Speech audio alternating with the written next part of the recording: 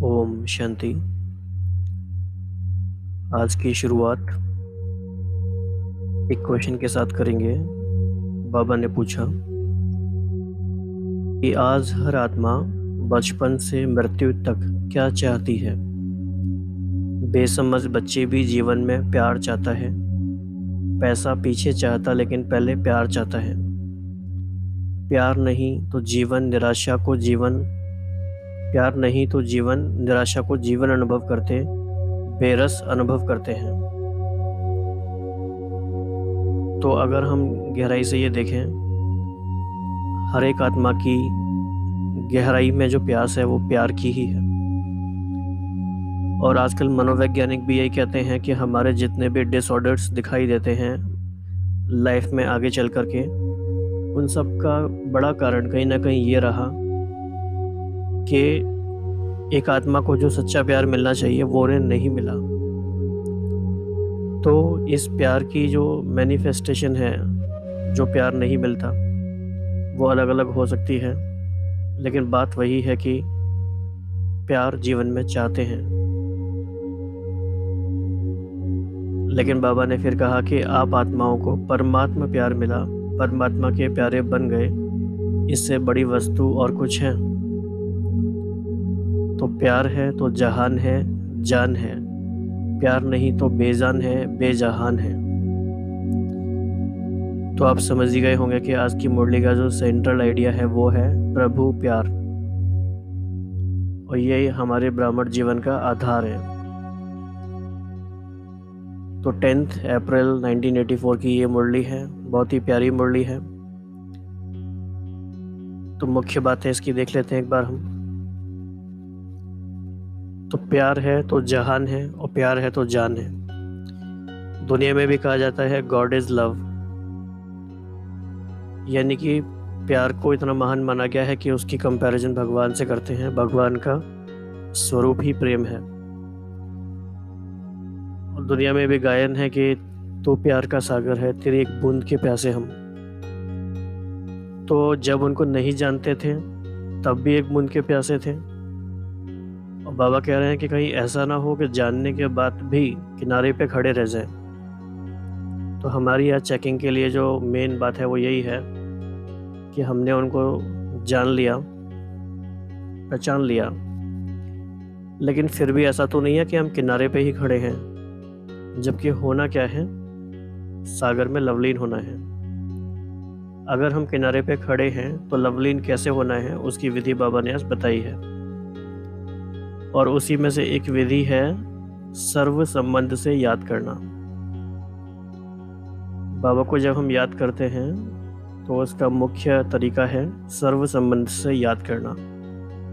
यह सहज तरीका है और सफल तरीका है। फिर बाबा ने कहा कि कई बच्चे कहते हैं कि ज्ञान की गहरी गहरी बातें हम भूल जाते हैं। बाबा ने कहा कोई बात नहीं, सिर्फ इतना भी याद रखो कि मैं परमात्मा का प्यारा हूँ, परमात्मा प्यार का अधिकारी हूँ।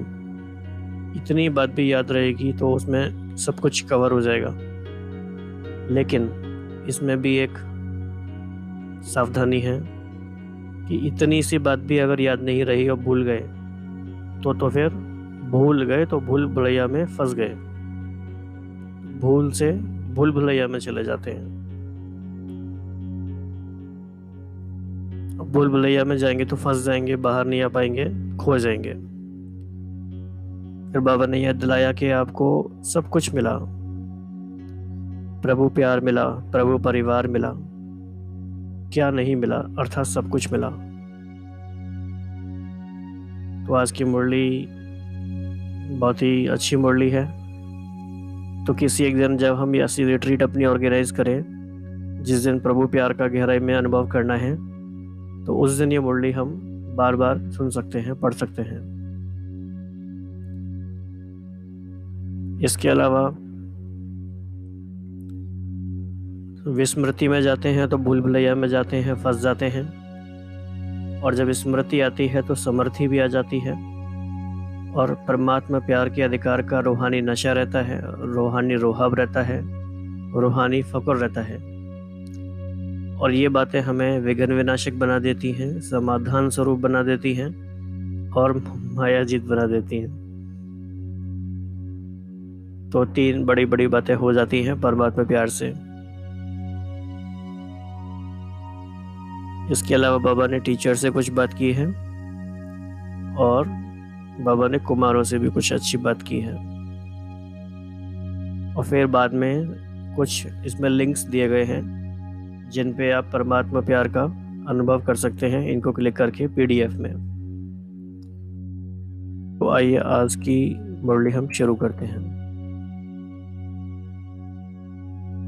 आज की मुरली को एक्सपीरियंस करने के लिए हम याद करें वो दिन जब हम मधुबन गए, बाबा से मिले। अब जब जब मधुबन हम गए, हमने बाबा का प्यार जो अनुभव किया बेहद के परिवार के साथ रहते हुए। और हम ये भी याद करें कि बाबा ने इस जीवन की यात्रा में हमें कितनी बार मदद की है। अभी आशा दीदी भी ब्रजमोहन भाई का बहुत अच्छा अनुभव सुना रहे थे कि ब्रजमोहन भाई साहब याद कर रहे थे कि बाबा ने कब कब जीवन भर में उनको कैसे कैसे मदद की है। तो ये सच में एक बहुत अच्छी प्रैक्टिस भी है। हम उन बातों को भूले नहीं, याद करें। तो उन्हीं बातों को याद करते हुए आज की मुरली सुनेंगे। ओम शांति। तो आज सभी स्नेही, सहयोगी, सहज योगी आत्माओं को देख रहे हैं। योगी आत्माएं तो सभी हैं, ऐसे ही कहेंगे कि यह योगियों की सभा है। सभी योगी तो आत्माएं अर्थात प्रभु प्रिय आत्माएं बैठी हैं। जो प्रभु को प्रिय लगती हैं वह विश्व की प्रिय बनती ही हैं।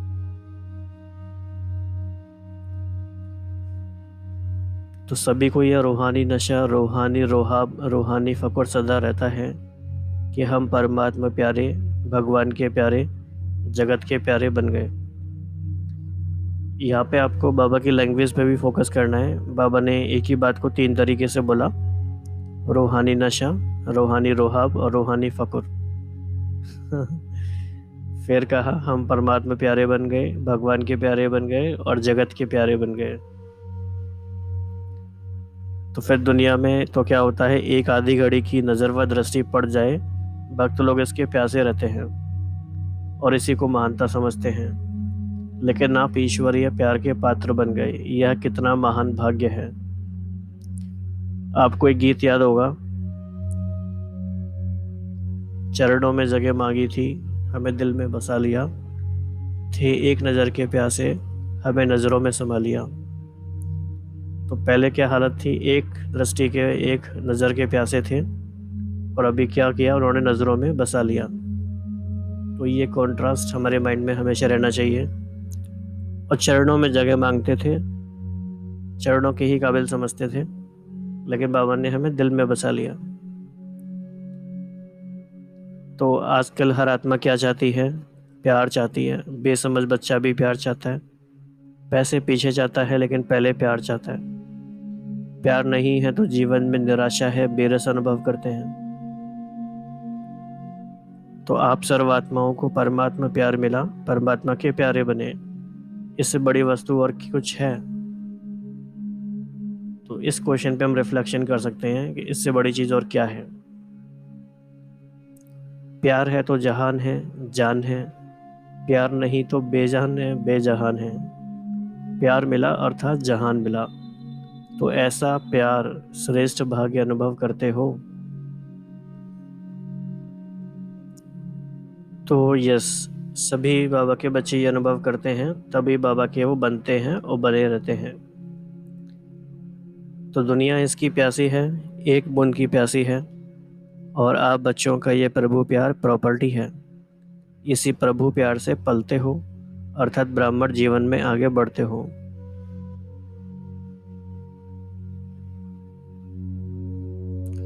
तो ऐसा अनुभव करते हो, प्यार के सागर में लवलीन रहते हो, वह सिर्फ सुनते व जानते हो। ये चेकिंग का इम्पोर्टेंट बात है ये, क्योंकि अगर सिर्फ सेकंड कैटेगरी में रह गए तो बहुत बड़ा नुकसान है। फर्स्ट में आना है, प्यार के सागर में लवलीन होना है। तो सुनते और जानते हैं अर्थात सागर के किनारे पर खड़े खड़े सिर्फ सोचते और देखते रहते। तो सिर्फ सुनना और जानना ये है किनारे पर खड़े होना। मानना और समझ जाना ये है प्रेम के सागर में लवलीन होना। वैसे तो आइडियल कंडीशन ये है कि हम दिन भर हर समय परमात्मा प्यार में ही डूबे रहें। जैसे गीत बना हुआ है ना, तेरे प्यार में डूबा रहता है बाबा दिल हमारा। आइडियली ये होना चाहिए, लेकिन मान लीजिए ये नहीं है अभी, तो भी हमारा टारगेट ये होना चाहिए कि 24 घंटे में एक बार हम उस क्लाइमेक्स तक पहुँचें, प्रेम के सागर की अनुभूति हमें हो और हम उसमें डूब जाएं, हमारी आंखों से आंसू आ जाए। ऐसी वाली अनुभव हमें करना है, डीप इंटेंस, एटलीस्ट दिन में एक बार जरूर। हर समय होता है तो बहुत अच्छी बात है, लेकिन दिन में एक बार तो करना ही है।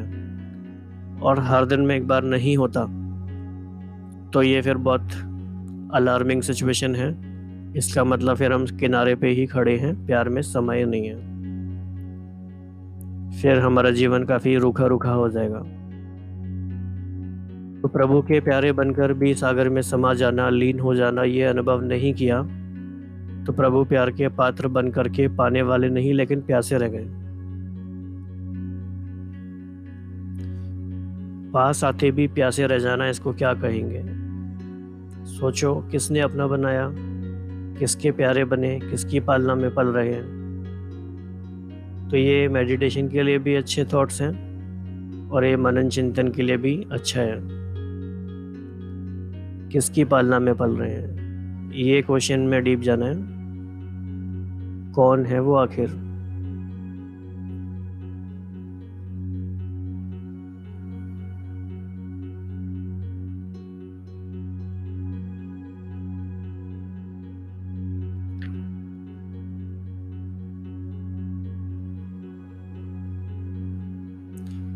जितना क्लियर आंसर हमारे पास इन प्रश्नों का होगा, जितनी गहरी रियलाइजेशन होगी, स्पष्टता होगी, उतना ही हम सहज और तीव्र गति से आगे बढ़ सकते हैं। तो सदा स्नेह में समाये हुए होने के कारण समस्याएं व किसी भी प्रकार की हलचल का प्रभाव नहीं पड़ सकता। सदा विघ्न विनाशक समाधान स्वरूप मयाजित अनुभव करेंगे।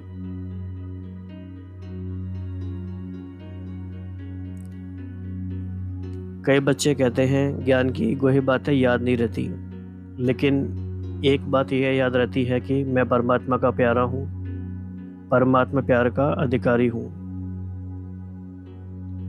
इसी एक स्मृति से भी सदा समर्थ बन जाएंगे। यह तो सहज है ना। सिर्फ यह एक बात सर्व प्राप्ति के अधिकारी बनाने वाली है। और ये भी बात अगर बोले तो बुलबुलिया में फंस जाएंगे।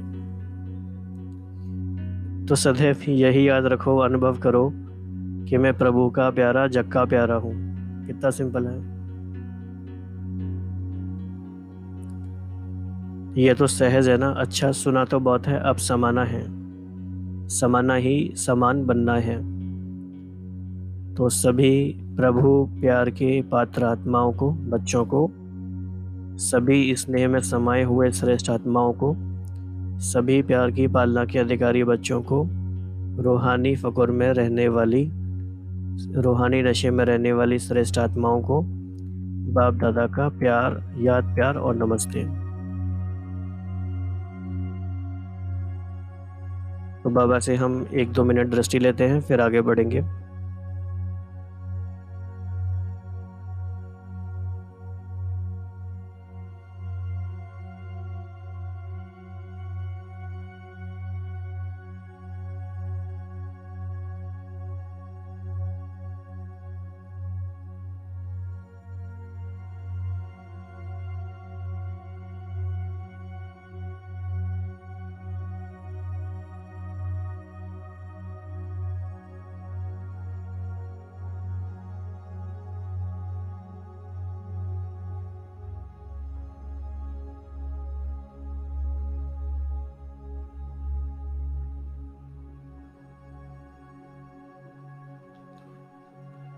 बाबा ने फिर टीचर्स को बोला कि टीचर्स हैं अनुभवी, अनुभव ही सबसे बड़ी अथॉरिटी है और अनुभव की अथॉरिटी वाले हर कदम में, हर कार्य में सफल हैं ही।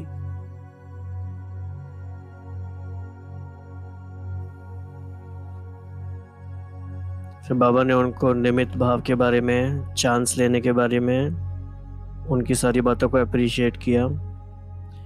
फिर बाबा ने एक बहुत अच्छी बात याद दिलाई कि सदा याद रहे कि वह मेरी श्रेष्ठ तकदीर की श्रेष्ठ लकीर।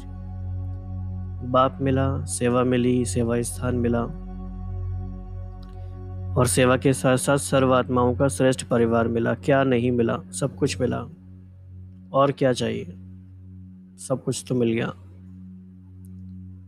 हर बात पे बाबा के गीत बने हुए हैं। सब कुछ तो मिल गया है तुझे चाहने के बाद, अब क्या किसी और से मांगूं तुझे पाने के बाद। तो राज्य भाग्य सब मिल गया, यह खुशी सदा रहे, विधि द्वारा सदा वृद्धि को पाते रहो, निमित्त भाव की विधि से सेवा में वृद्धि होती रहेगी।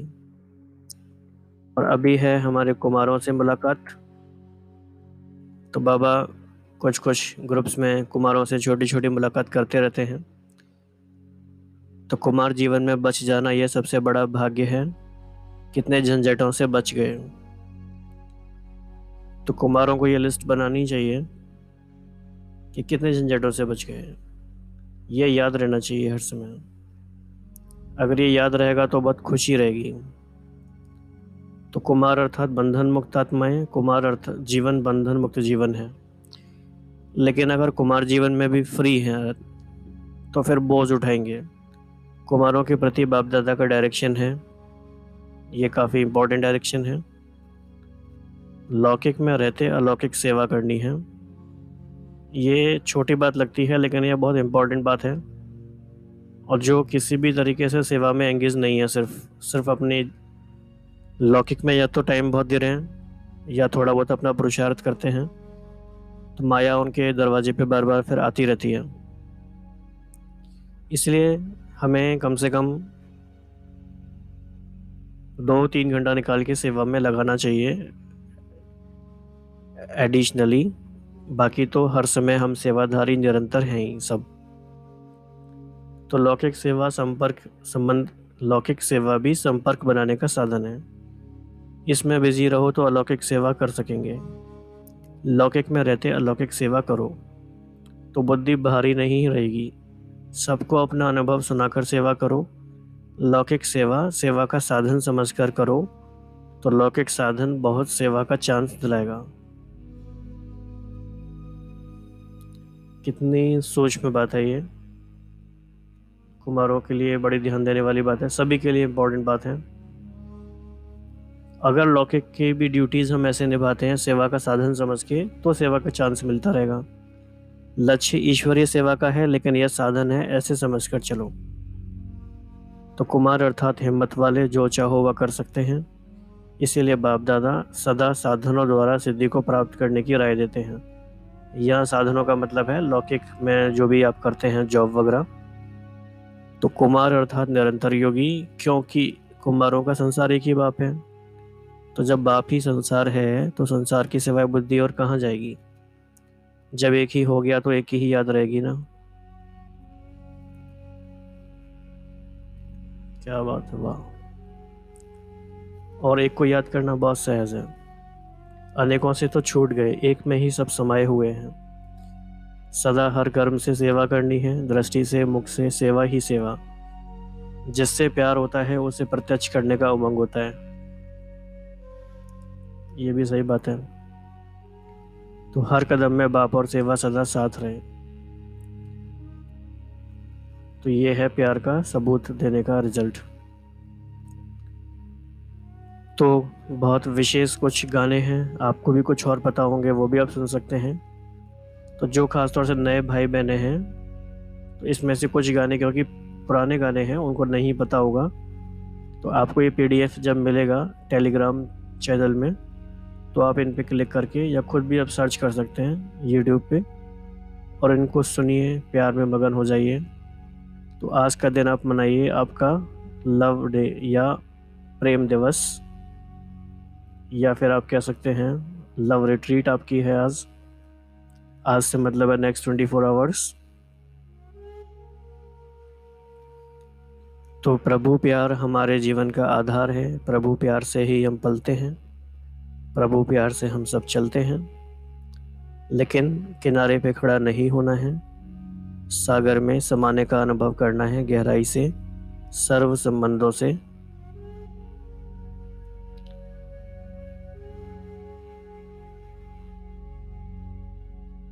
एक गीत भी है ना, सागर की जितनी गहराई, अंबर की जितनी ऊंचाई, प्रभु प्यार तुम्हारा ऐसा है। तो इसी अनुभव में आज पूरे दिन अपने आप को समाना है।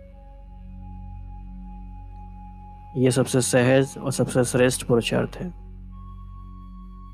और कुछ बात याद नहीं रहता, बस एक बात याद रखनी है, मैं परमात्मा का प्यारा हूँ, परमात्मा प्यार का अधिकारी हूँ।